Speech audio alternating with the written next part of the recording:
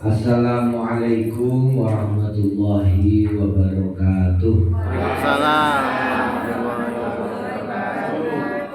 Alhamdulillahirabbil alamin. Alhamdulillahilladzi ja'alana minal 'aidin wal faizin wal maqbulin wa ja'alana wa dzurriyyatina min ahli khair wa ahli ilmi wa min ibadihi shalihin. Wassalli wa sallim ala sayyidina wa habibina wa qurrati a'yunina Muhammadin wa ala alihi wa ashabihi wa man tabi'ahu bil ihsani ila yaumiddin, amma ba'd. Hadratul kiram yang saya hormati Ibu Kepala Puskesmas beserta seluruh karyawan, para dokter dan pejabat-pejabat Puskesmas Sulang.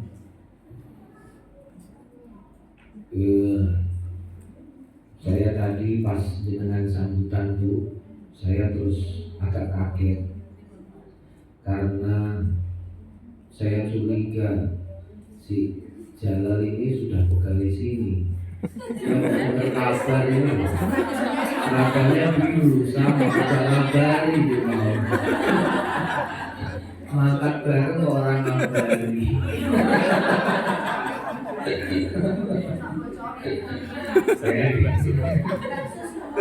Oh, ada temannya. Pagone. Jeruk ya, Pak? Ini jeruk. Mulaan ini jalan tidak nyambut gawe puskesmas. Bapak Ibu Bapak yang saya hormati, alhamdulillah, mohon maaf ini saya ngajak istri. Saya ngajak istri, mungkin istri saya khawatir karena dengar kabar puskesmas di sini mau itu tok. Yang mengkhawatirkan. Para bapak, para ibu yang saya hormati, sebagaimana disampaikan oleh Ibu Kepala Puskesmas, alhamdulillah kita sudah kembali ke suci, kembali tidak punya dosa lagi, karena memang Idul Fitri itu dari dua kata, dari Id itu artinya kembali atau artinya hari raya. Fitri itu dari kata fatoro. Fatoro itu artinya menciptakan. Sebagaimana kita kalau sholat itu kita selalu mengucapkan ini wajhtu wajhiya lillazi fataras samawati wal ardh. Jadi lillazi fatara, kepada zat yang menciptakan. Jadi Idul Fitri bisa dimaknai kembali kepada penciptaan. Nah, penciptaan kita itu gimana? Penciptaan kita itu di surat Batini. Laqad khalaqnal insana fi ahsani taqwim. Jadi benar-benar lafaz itu yakni teman-teman, benar-benar sesungguhnya Gusti Allah menciptakan manusia fi ahsani taqwim dalam bentuk yang sebaik-baiknya. Bentuknya sudah baik. Bentuknya satu sudah baik. Karena bentuknya baik, itu oleh Gusti Allah juga dikasih kita ini nggak punya, berbeda keyakinan. Mohon maaf begini, beda keyakinan kita dengan keyakinan Kristen atau Katolik, itu bedanya di situ. Kita ini tidak ada yang namanya dosa bawaan, itu nggak ada. Jadi setiap orang itu dilahirkan dalam keadaan fitrah. Fitrah itu artinya apa? Fitrah itu artinya bersih, bentuknya bagus, catatannya bersih. Maka mau anaknya siapa saja, mohon maaf, bapak ini dosane akeh, baik dosane akeh. Tapi begitu seorang anak dilahirkan, itu berarti dia dalam keadaan fitrah, bersih atau sesuai penciptaan aslinya, fi ahsani taqwim, dengan bentuk yang sebaik-baiknya. Nah, Bentuk sebaik-baiknya itu gimana? Jangan ingat bahwa manusia pertama kali diciptakan itu Nabi Adam tinggalnya di surga.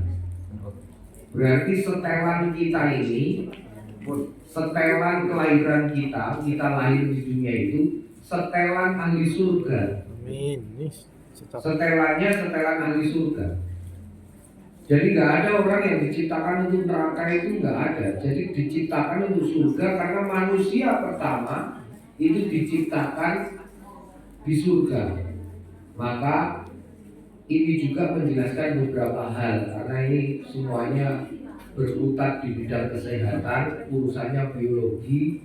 Jadi pasti paham bedanya laki-laki dan perempuan. Jangan pasti pernah bertanya-tanya kenapa kok nggak ada nabi perempuan. Nabi itu cowok semua.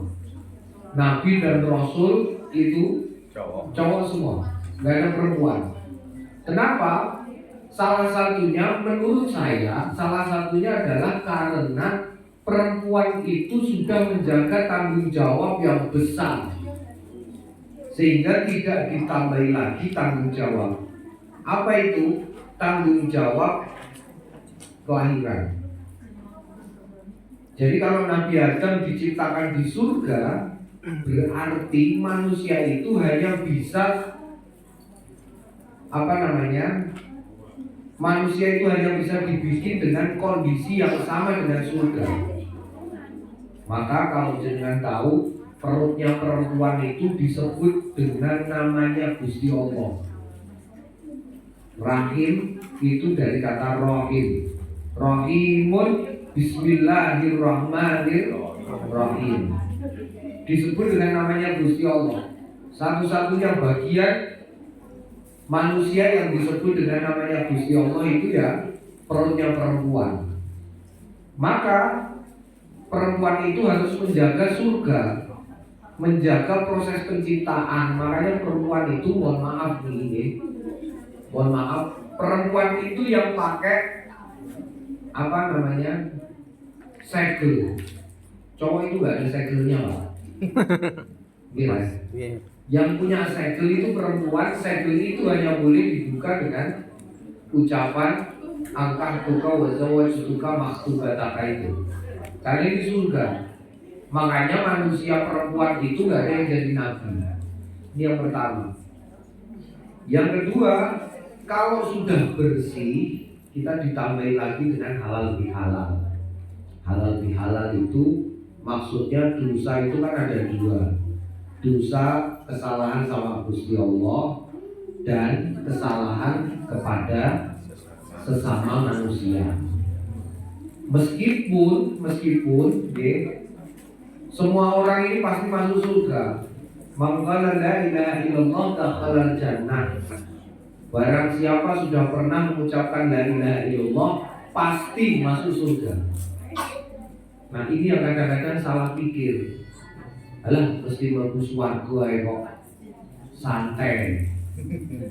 Alah wis kawan mlebu swarga pokoke wis tau la ilaha illallah mesti mlebu swarga. Tapi ada hal yang kadang-kadang tidak dipikirkan. Saya kabari ini kalau jangan belum dengar kabar. Surga itu selain jaraknya jauh, perjalanannya lama. Di dunia itu cuma sebentar jenengan. Dunia itu paling mentok lah 80 atau ada yang rencana 100. Jangan. Kalau cowok-cowok saya sarankan jangan sampai 100, nggih. Mergo koncone ngopi wis entek. Wis ora iso mangan sate percuma. Yang cewek-cewek juga sama. Ame ngetekno skincare pirang kilo. Umur 1 lagi 50 ae skincare wis antri sambo. Nah, makanya enggak usah sampai 100. Nah, itu cuma sebentar. Saya kasih tahu ini, saya kabari. Di kuburan, saya takut-takutin dulu ini.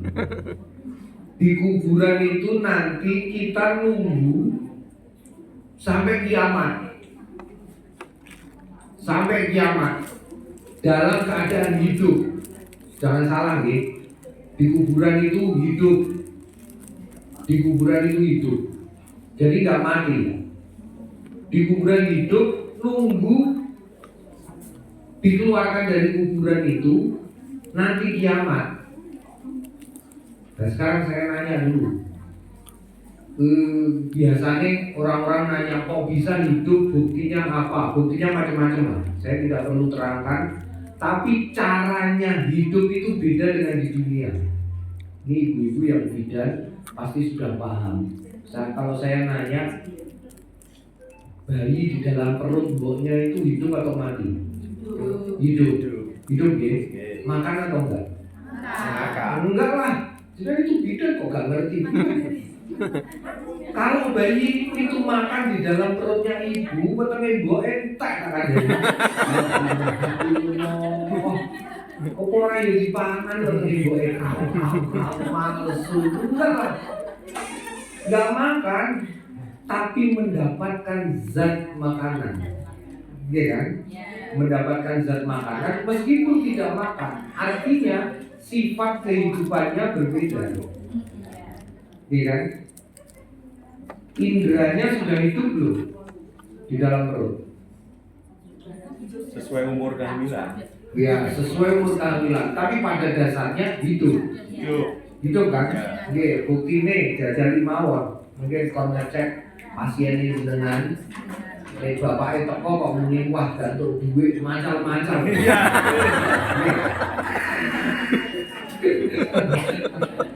Wih mancal-mancal orang karuan. Ini artinya dia hidup. Dia hidup dan dia dipengaruhi oleh lingkungannya. Sama, kalau jangan tanyakan ke saya, lalu bagaimana caranya hidup di dalam kuburan? Beda. Apakah makan? Mendapatkan zat makanan meskipun tidak makan. Apakah indranya berfungsi? Berfungsi. Jadi bisa buktikan bahwa indranya berfungsi. Salah satu buktinya adalah pertanyaan Munkar Nakir. Pertanyaan Munkar Nakir itu yang ditanya siapa? Kan yang mati. Iya kan? Jenazah itu ditanya Munkar Nakir. Sekarang ketika ditanya Munkar Nakir itu berarti hidup atau mati? Hidup. Karena nggak mungkin nanya orang mati. Jadi di dalam kuburan itu hidup, di dunia ini hidup, di dalam perutnya mbok itu hidup, di alam roh itu hidup. Jadi manusia itu 5 kali hidupnya. Di alam roh, di dalam perut, di dunia, di kuburan, terakhir nanti ketika kiamat. Tiap kali berubah tempat itu mengalami namanya mati. Jadi sekarang saya nanya lagi karena dengan ini sekalian tes. Mohon maaf deh, ini tenaga kesehatan di Puskesmas Sulang ini pinter-pinter boga. Kan tiap kali pindah dunia ini mengalami mati. Bayi kalau lahir itu hidup atau mati? Hidup. Mati Pak. Karena peralihan. Kalau bayinya hidup, jangan pernah lihat Bu Bidan bayi keluar terus enggak, pasti lemes. Setelah keluar baru nangis. Yang saya tanyakan ketika keluar itu mati atau hidup? Mati. Orang nangis bidannya bingung. Nah, begitu keluar. Kalau keluar dipopok nangis atau dikasih stimulan apa nangis baru hidup.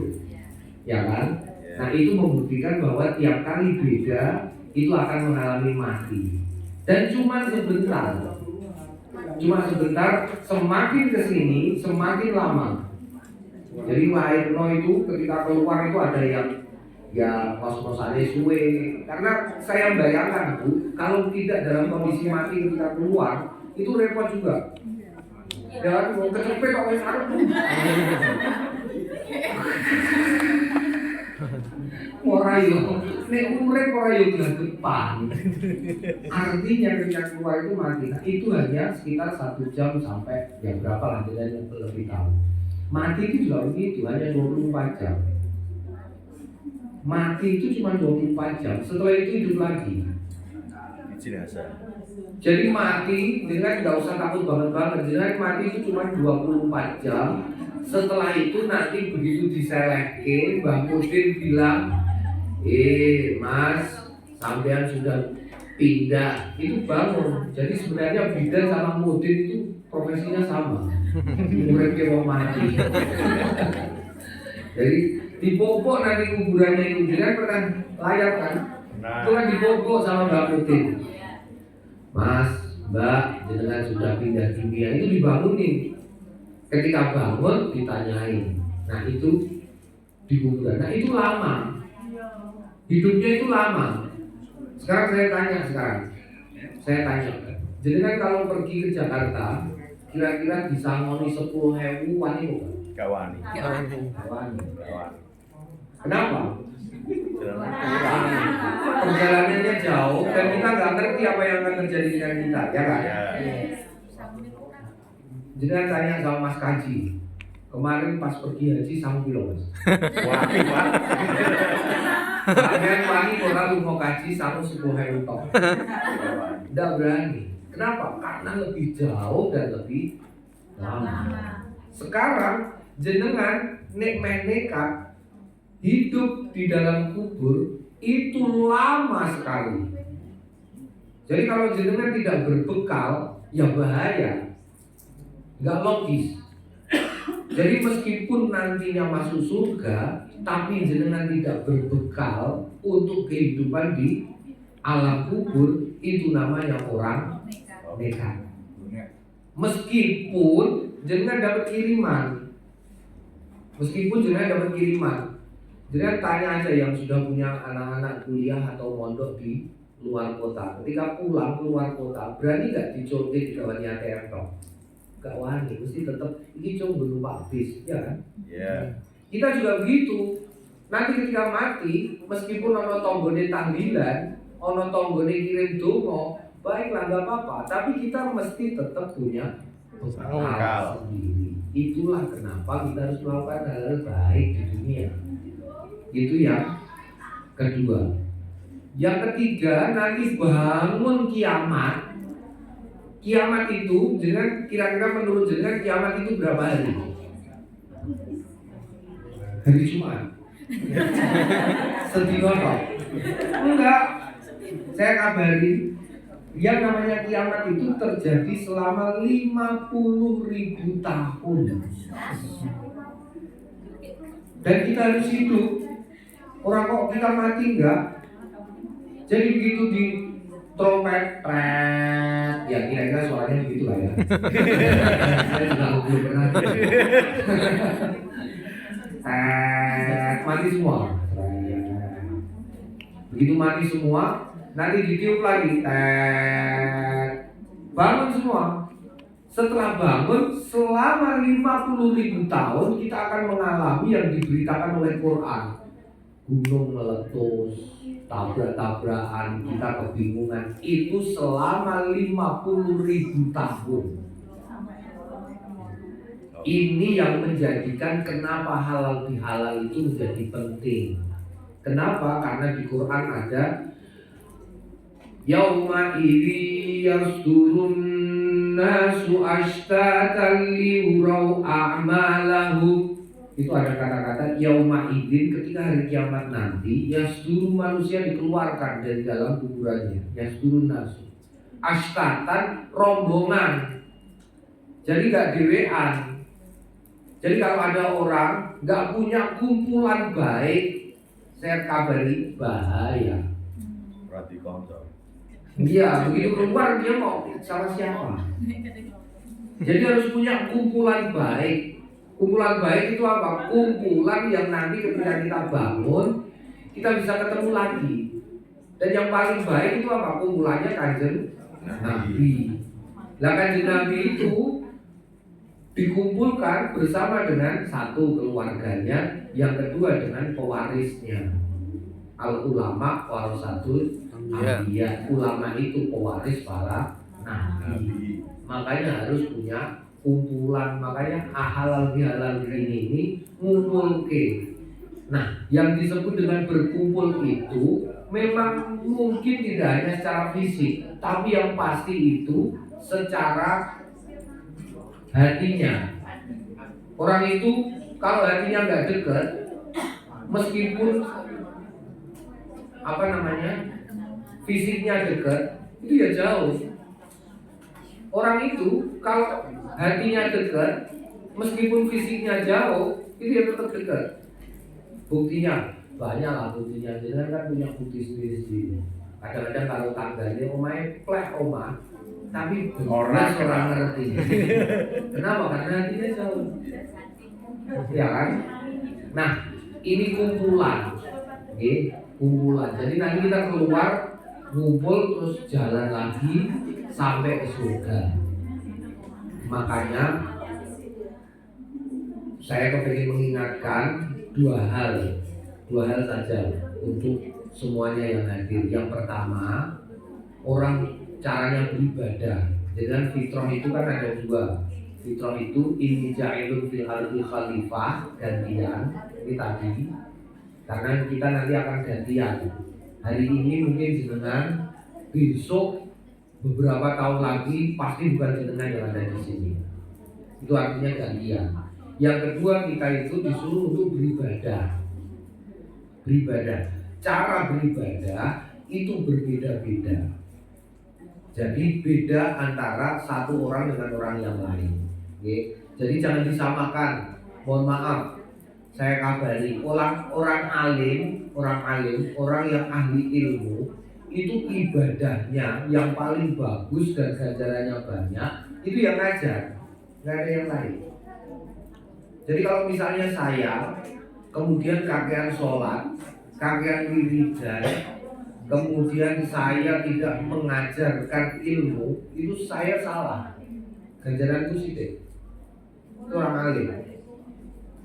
Jadi orang alim itu termasuk, mohon maaf, orang alim itu tidak harus kiai nih. Alim itu artinya dari kata alima. Alima itu ilmu. Ilmu itu yang punya pengetahuan. Jadi misalnya nih, non sewu nggih, Bu dokter nih misalnya. Bu dokter kok ada pasiennya nanya, kok gak dijawab, itu berarti gak mau beribadah. Bu perawat ditanya sama pasiennya, misalnya Mbak ini kok ngene aneh kok apa jenenge? Kendu. Infuse kok miring, ngene iki bahaya apa ora? Kok jenengan nerangke karena jenengan punya ilmunya, itu berarti sedang beribadah. Jadi ojo malah jenengan keliliki, nggih. Kadang-kadang perawat itu orang kebenaran itu dipiliki, orang dibodoh. Saya itu kemarin tak ceritani. Ini pengalaman pribadi.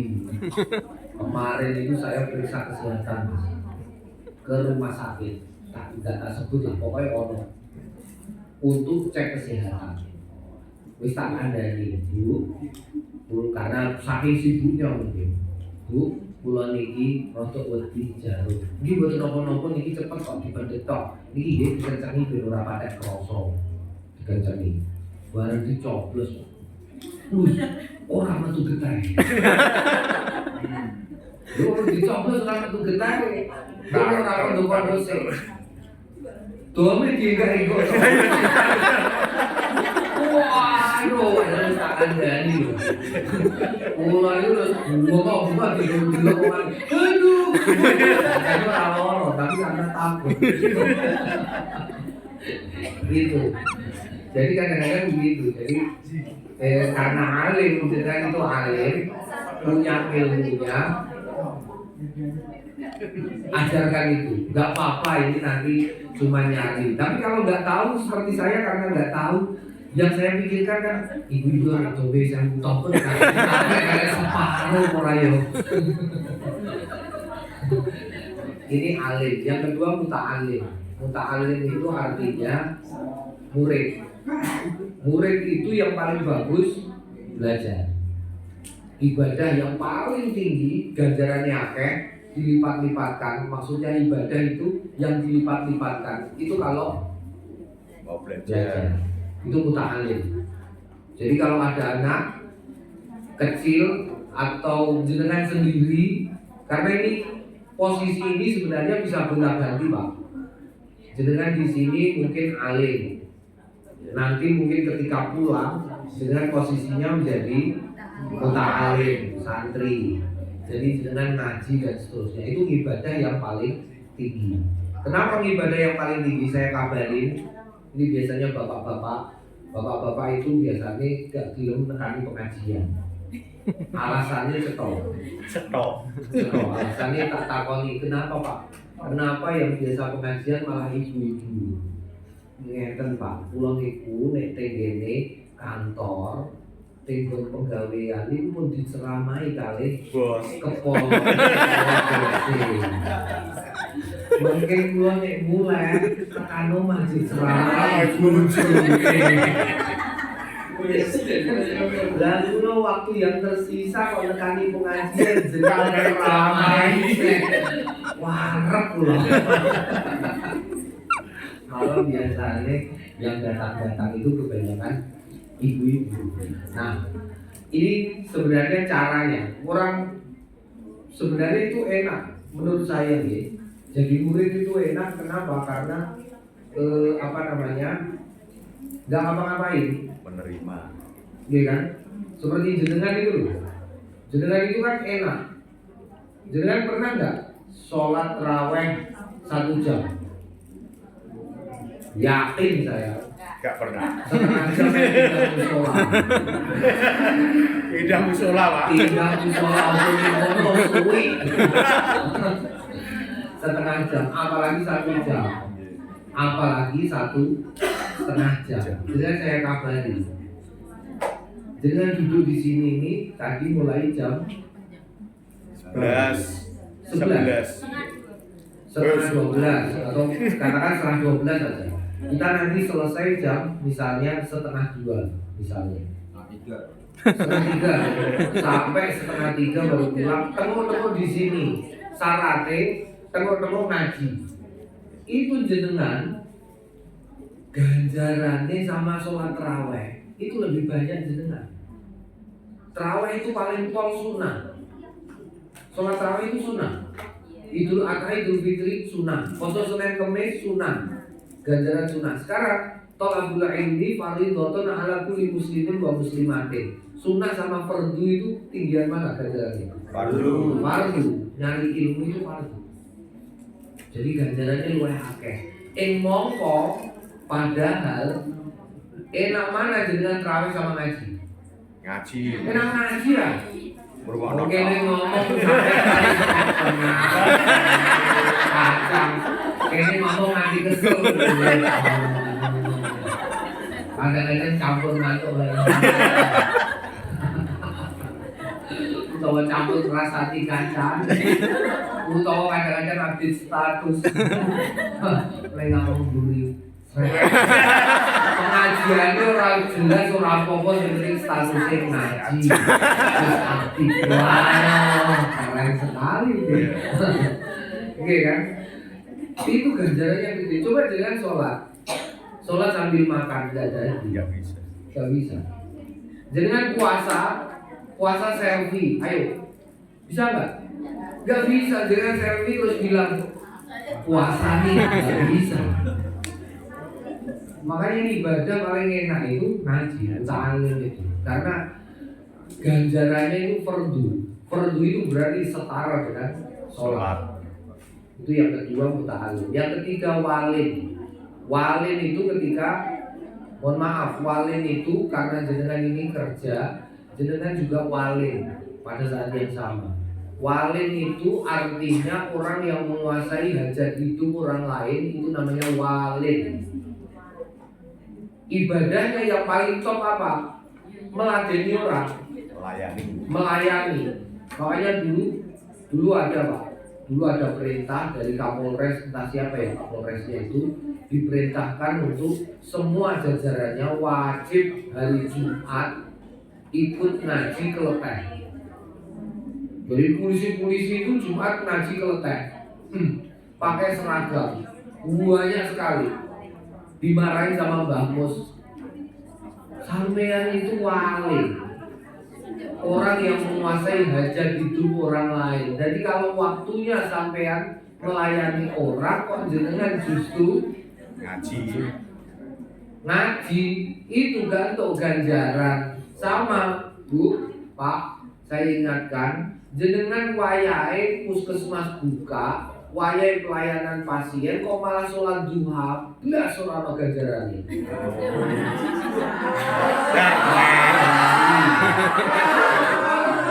Sampai kakak Bali. Jadi percuma.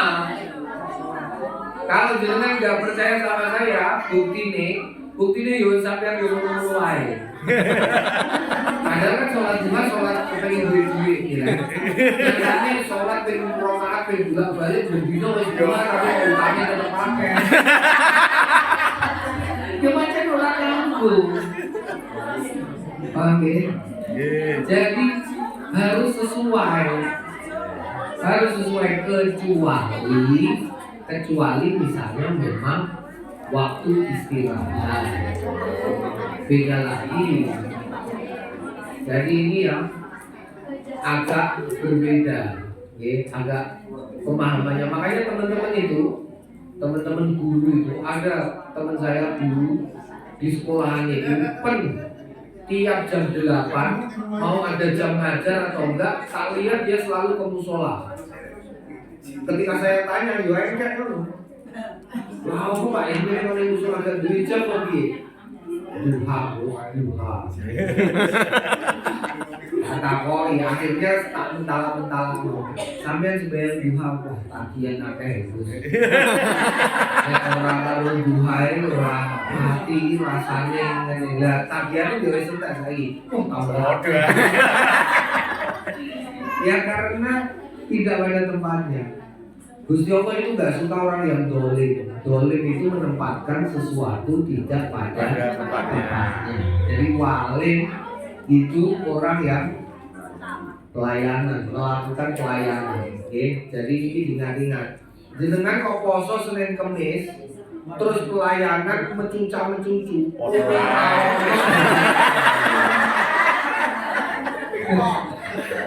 iya. Kan dua kartu berpikir. Udah selalu ganjaran.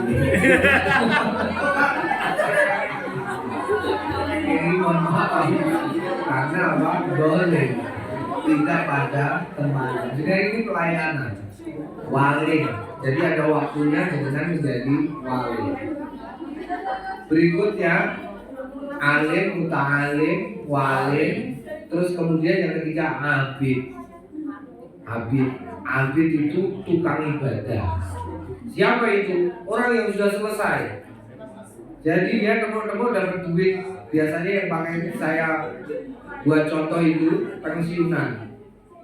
Pensiunan itu banyak waktu luangnya. Nah itu lebih baik dia jadi abid. Ibadahnya apa? Ya ibadah standar. Sholat duha ya 2 rakaat, sholat qobliyah, sholat ba'diyah, puasa, terus apalagi kalau punya duit ya zakat, punya uang ya sedekah, nggak punya sedekah, nggak ada yang disedekahkan, sedekah yang lain. Sedekah yang lain itu apa? Misalnya sedekah yang lain. Ini sekarang kemarin saya kampanye, alhamdulillah sudah berhasil. Saya kampanyekan kalau nggak punya yang disedekahkan, paling enak itu menyenangkan orang lain. Idkhalu surur fi qalbil mu'min ka'ibadati sittina sanah. Menyenangkan orang lain itu seperti beribadah 60 tahun tanpa berhenti. Nah, pensiunan itu kemarin tak kampanye gitu, sudah banyak sekarang pensiunan yang kalau Selasa sama Jumat itu nyenengke saya. Karena saya ngaji, mereka nyenengke saya pada datang gitu, bawa putun, bora pokoknya mantul-mantul. Wali ibunya coba lawan guyu. Kan saya senang mereka ibadah 60 tahun. Jadi kan kalau bertanya-tanya, ini kemarin pas Covid itu dikritik yang bisa-bisa pesantren pas Covid. Kenapa? Karena kebiasaan anak santri itu kalau misalnya nih contoh nih, ini misalnya kopi, terus saya minum gini, alhamdulillah. Kok nggak habis kalau di pondok itu terus digoroyokan barokah. Itu kan tidak diperbolehkan waktu COVID. Anak-anak tetap nekat, tetap melakukan itu. Sebenarnya bukan barokahnya yang penting, tetapi nenengno wong. Karena begitu saya minum, kok diminum santri, itu saya seneng. Wah, keramat jauh. Kan saya seneng, berarti dia nyenengkan saya. Dia dapat ganjaran 60 tahun beribadah tanpa berhenti. Hanya sekedar itu. Nah, begitu juga anak sekolah itu sebenarnya nggak penting. Jadi nggak usah terlalu dorong anak supaya belajar. Jadi kalau pesen ini, karena saya sudah penelitian ini.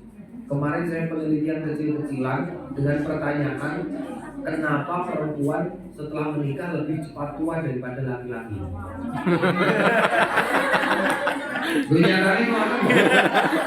Nyata nih. Salah satunya karena sebagai ibu, perempuan itu terlalu berambisi anaknya cepat pinter. Jadi wis di sekolah mau bengi karepe disinaoni dhewe. Disinaoni dhewe, anake yo pancen anak punya waktunya sendiri. Kadang-kadang terus nek iso diamuk-amuk. Cepet tua aja. PR tuh masih kuat. Cepet tua. Makanya biarin aja. Mungkin karena PR itu dolim. Wah, Iya. anak-anak orang kira PR, Gus Aktif gak apa-apa. Mari kita bicarakan dengan akal sehat. Jenengan sekolahkan anaknya, itu kepengen apa? Pinter kan? Jelas. Serahkan kepada gurunya. Sekolah itu tempat bikin pintar. Rumah itu tempat untuk pulang, bukan untuk belajar. Belajar pelajaran sekolah maksud saya. Harusnya di rumah anak ini diajarin hal-hal lain selain yang diajarkan di sekolah. Ngapain? Sudah 7 jam loh, jam 7, 8, 9, 10, 11, 12 5 jam kalau SD sampai 1, 2, 7 jam SMP. Kok pulang masih jenengan bebani lagi pelajaran sekolah? Dolim.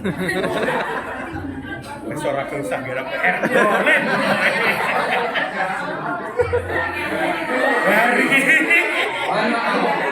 Ini saya hanya sekedar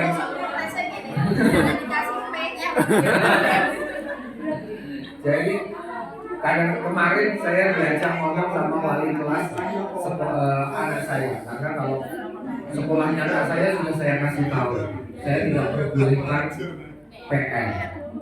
Kemarin minta izin ke saya, Pak, ini mau saya kasih izin. Saya mau minta izin untuk semester ini mau kasih PR karena beban pelajarannya banyak dan waktunya di sekolah cuma sebentar. Saya itu sudah mau tak jawab. Dolim. Urusan beban pelajaran itu kan urusan dia sama Diknas. Bukan urusan anaknya kan. Urusan dia sama Diknas. Mau tak bilangin gitu. Saya sudah mau ngomong, dia bilang, saya dulu muridnya Pak Adib loh waktu SMA. Akhirnya ya lu saya izinkan tapi tolong sasi wae lho nggih. Gitu. Dan anak saya tak dari dulu nek ono PR dalam sekolahan. Nek kepengin pinter ya di sekolahan, ojo di rumah. Jadi sebenarnya begini Pak, jenengan kan sudah pengalaman semua nih. Cuman kadang-kadang orang itu nggak pernah berdiam diri untuk berpikir. Ini kelemahan orang Indonesia, bergerak terus pikiran dan tubuhnya sehingga kadang-kadang nggak dipikirkan. Jadi pikirkan sendiri, Yang jadi juara di masyarakat itu apakah yang ranking 1 di sekolahan? Enggak. Ya. Enggak. Yang jadi pengaruh di masyarakat hari ini apakah waktu sekolahnya selalu kumlot ranking 1? Enggak. Nyatanya enggak. Tapi mereka yang bejo. Bejo itu keinginan dengan takdir pas. Itu namanya apa? Bejo. Nah, takdirnya Gusti Allah supaya kita bejo itu cuma ada 3 cara mengubahnya. 1 silaturahmi, 2 sedekah, 3 doa. Sudah, dan itu dilakukan sekarang putranya jenengan di sekolah. Makanya sekolah itu tetap penting, bukan supaya mereka pinter, tapi supaya mereka bisa silaturahmi. Jenengan juga begitu, pergi kerja itu penting karena jenengan silaturahmi mulai takdir. Wajiban, Pak. Iya kan? Kewajiban karena jenengan sudah bayaran. Iya. Oke. Tapi untuk yang anak sekolah itu nggak penting. Dia mau ranking 1, ranking 2 terserah. Bar gue. Yang penting datang ke sekolah, silaturahmi, ketemu gurunya, ketemu temennya. Takdirnya biar diganti sama Gusti Allah. Selesai. Takdirnya biar diganti sama Gusti Allah karena takdir itu sudah pasti. Jadi kadang-kadang kenapa kadang-kadang merasa gagal karena takdir dan keinginannya nggak sinkron. Kenapa nggak sinkron? Karena nggak pernah silaturahmi. Kenapa nggak pernah silaturahmi? Ngendon aja di kamar belajar, pelajaran sekolahan, nggak pernah ketemu orang. Gitu, niki penting makanya besok anaknya kalau sekolah wes yang penting tekan sekolahan. 1 silaturahmi. Yang kedua dia bisa sedekah. Karena mereka nggak punya kan. Mereka punyanya kan dari jenengan samu. Sedekahnya apa? Sedekahnya sebagaimana sabda Nabi Muhammad SAW. La tahqiranna bil amali shalih. Walau antal qa'akhakum biwajhin talqin. Jangan meremehkan ibadah, jangan meremehkan sedekah walaupun kecil berupa bertemu dengan temanmu dengan wajah yang cair. Jadi pastikan itu jangan ajarkan kepada putranya. Kamu dimarahin ibu di rumah, kamu sarapan nggak habis, kamu hatimu sedang nggak baik-baik saja. Nyampe sekolahan pastikan wajahmu cair. Karena gue gak sarapan itu masalahmu, orang masalah bocah sak kelas. Kadang-kadang ning omah diamong mbok mlebu kelas ditakoni kancane wis garapel. Kelas yang semula ceria dan dimencucu kabeh. Itu kan merusak suasana. Jadi menampilkan wajah yang cair itu bagian dari adab. Urusan problem di rumah itu urusan pribadi. Ini jenengan juga saya ingatkan begitu Bu, Pak. Jenengan urusan di rumah tinggal begitu nyampe ketemu orang-orang pastikan biwajhin talqin.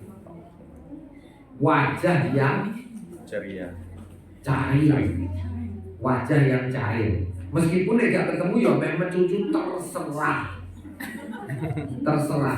Tapi pastikan ketika ketemu dengan orang wajahnya cair. Nek meh guyu dhewe ning dalan ya terserah. Niki abid dari ibadah yang standar itu ya, yaitu yang terakhir muhtarif. Ini kaitannya dengan tadi Pak, kewajiban. Ada orang itu yang memang muhtarif. wajib. Muhtarif itu teklum. Teklum itu gotek langsung nyemplung. Ya guru zaman dulu, kalau sekarang sudah nggak ada guru. Guru zaman dulu itu teklum, bayaran mulai membawa kertas tok. Berbuat tagihan omah, sepeda motor. tagihan Shopee Pay. Itu pulang kayak tulisannya tok. Itu dulu. Nah ini muhtarif namanya. Pekerjaan ibadah yang paling top apa? Bekerja. Gak ada yang lain. Jadi dia harus bekerja, menggerakkan tubuhnya dengan niat bekerja meskipun hasilnya sedikit. Jadi meskipun hasilnya sedikit dia harus tetap bekerja. Nah ini cara beribadah itu ada 5 ini. Dan jenengan tinggal menyesuaikan. Karena orang soleh itu orang yang pantas, ya. Jadi ada 2 nih. Ngamal soleh itu menjadikan seseorang menjadi bertakwa. Takwa itu jenengan disiapi swarga. Jadi perjalanan panjang ke surga itu caranya dengan cara apa? Soleh. Soleh itu artinya pantas. Pantas itu pakai waktu. Mohon maaf. Soleh itu pakai waktu. Jadi ada waktunya bagaimana, yang jenengan harus bagaimana. Itu yang tahu hanya jenengan. Oke. Seperti ini. Ngaji gini, pantesnya wong ngaji itu apa? Makan jajan. Jadi ketemu langsung jajan. Jadi kalau kepingin jadi orang soleh, menangani pengajian, kalau terus jajan jadi tekno. Itu namanya orang soleh. Dari misalnya dengan bertamu itu sebenarnya nggak soleh belas nih orang nyekel jajan. Kenapa? Karena itu disediakan untuk sampean jenengan. Tapi menjadi tidak soleh kayak ibu-ibu sosialita itu nggak soleh. Kenapa? Bawa tasnya mereknya Hermes gede. Wah, Kalau bertamu mulai pilihnya tak pilih dilebok. Nah itu nggak soleh gitu namanya. Soleh itu pas, gitu. Soleh itu pas. Jadi jenengan misalnya, mohon maaf, jenengan pakai kostum pengajian untuk nangani pasien itu nggak soleh. Ini nggak soleh, karena kepantasan. Waduh kamu dengan macul, pakai baju koko, pantas nggak? Nggak pantas. Karena soleh itu sama dengan pantas. Lah yang tahu ukurannya jenengan sendiri. Itu masing-masing punya ukuran. Makanya jangan pernah ngukur bajunya orang lain dengan ukuran kita. Karena pasti nggak pas. Jadi kuliah ayyuhal kafirun itu lakum dinukum waliyadin. Itu adalah kondisi mentalnya orang yang sudah selesai semuanya. Itu kondisi mentalnya. Mutarif itu lakum dinukum waliyadin. Gak usah ngurusin orang lain. Orangnya sendiri mau urus aja susah dengan ngurusin orang lain. Jadi gak usah diurusin orang lain.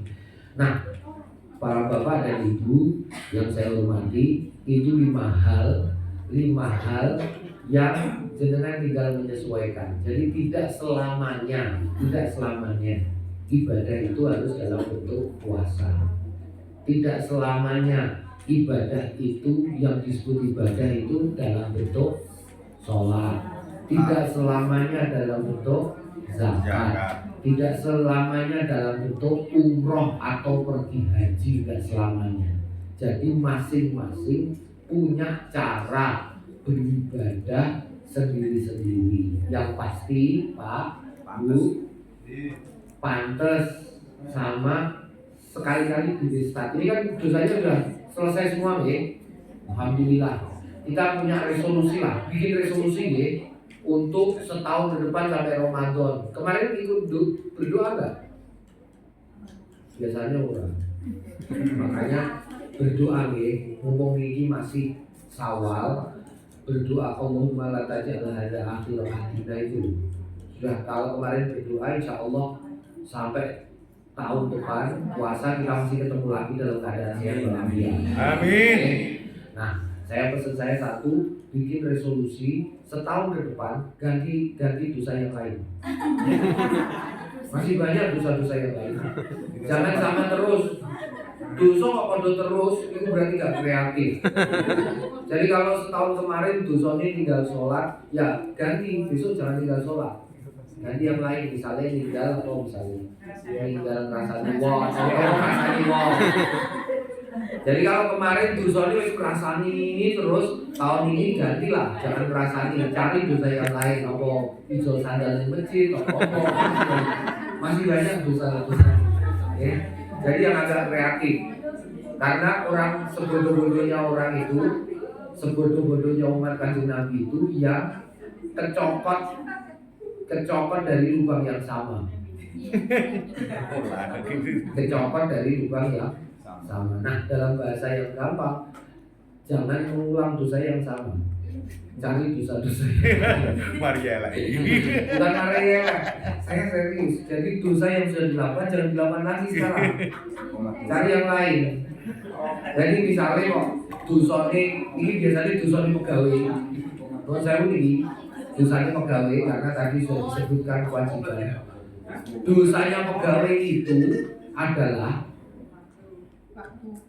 berangkat kerja tidak pernah rasa-rasa. Tapi begitu waktunya kerja, rasa-rasa.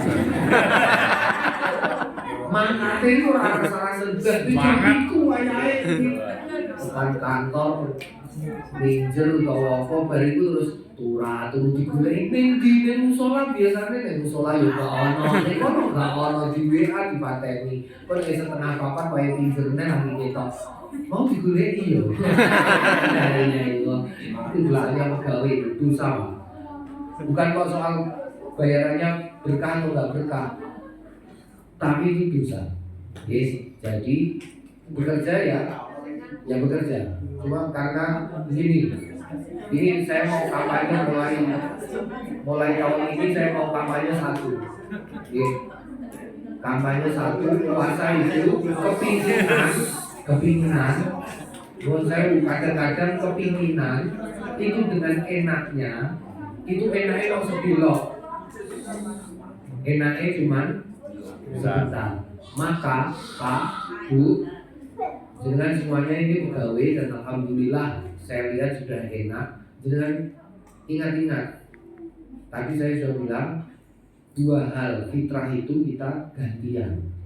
Karena gantian, jadi jangan ingat-ingat bahwa yang antri banyak. Yang antri banyak. Jadi jangan merasa bahwa nega aku puskesmas orang aku. Oh, jangan salah. Yang antri banyak. Ya kan? Yeah. Cuma negara agak mentolong. Jadi udah dibantu supaya ikut gawe. Itu bukan ada manfaatnya. Amin. Salah kata saya mohon maaf yang sebesar-besarnya. Monggo saran-saran kuno Mas Fatihah. Semoga setahun ke depan kita semuanya sehat walafiat. Amin. Mampu melaksanakan kewajiban dengan baik. Amin. Dan anak keturunan kita menjadi anak-anak yang soleh solihah. Alhamdulillah al-Fatihah.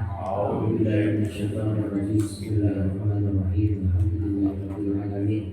Ar-Rahmanir-Rahim. Maliki yaumiddin. Iyyaka na'budu wa iyyaka nasta'in. Ihdinas siratal mustaqim. Siratal ladzina an'amta 'alaihim ghairil maghdubi 'alaihim waladdallin. Bismillahirrahmanirrahim.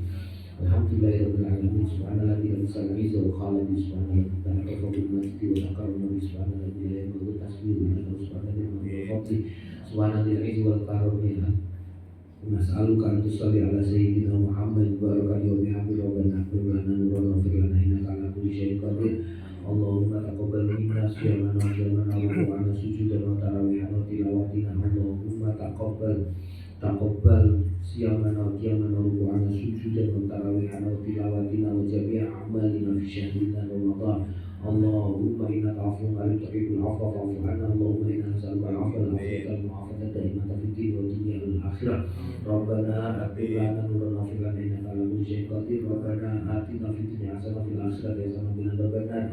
Subhana rabbika rabbil 'izzati 'amma yasifun. Salamun 'alal mursalin walhamdulillahi rabbil alamin. Assalamualaikum warahmatullahi wabarakatuh. Waalaikumsalam warahmatullahi wabarakatuh.